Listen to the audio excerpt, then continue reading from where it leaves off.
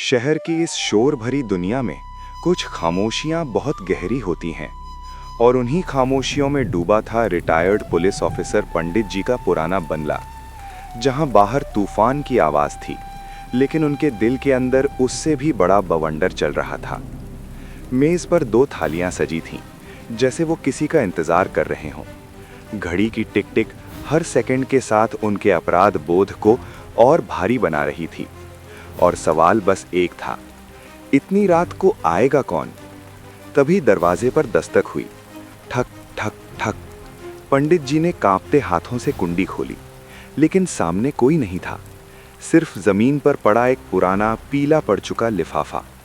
लिफाफे के अंदर एक धुंधली तस्वीर थी और एक चिट्ठी, जिसे पढ़ते ही उनके चेहरे का रंग उड़ गया। उस पर लिखा था, आज रात हिसाब पूरा होगा। 10 साल पहले जो अधूरा रह गया था, उसे अंजाम तक पहुंचाने आ रहा हूं। उसी पल पंडित जी की आंखों के सामने 10 साल पुरानी वो काली रात लौट आई। एक पुलिस एनकाउंटर, जलती हुई गलियां, अफरा तफरी और एक बेगुनाह की चीख जो आज भी उनकी आत्मा को चीर देती थी। क्या वो वापस आ गया है? क्या मौत आज मेरा दरवाजा खटखटा रही है? ये सवाल उनके जहन में हथौड़े की तरह बज रहे थे। ठीक रात के 12 बजे दरवाजा अपने आप खुला। सामने नफरत से भरी आंखों वाला एक नौजवान खड़ा था, बदले की आग लिए हुए। लेकिन पंडित जी के चेहरे पर डर नहीं था, सिर्फ बरसों से दबा हुआ पछतावा।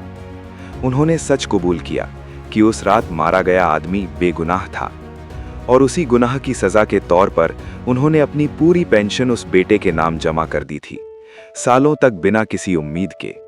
मेज पर रखी फाइल और घर की चाबियां इस बात का सबूत थीं कि उनका अपराध सिर्फ वर्दी तक सीमित नहीं रहा, बल्कि उनकी पूरी जिंदगी एक प्रायश्चित बन गई थी। उन्होंने कहा कि अगर बदला लेना है तो अब ले लो, क्योंकि इससे ज्यादा सजा वो खुद को दे नहीं सकते। लेकिन उसी पल नफरत की दीवार टूट गई, हाथ से चाकू गिर पड़ा। 10 साल का जहर आंसुओं में बह गया। बारिश थम चुकी थी और मोमबत्ती की हल्की रोशनी में 2 जिंदगियां आमने सामने बैठी थीं, क्योंकि कभी-कभी माफी मौत से भी बड़ी सजा बन जाती है, और कभी-कभी एक दुश्मन ही बाप का साया बन जाता है।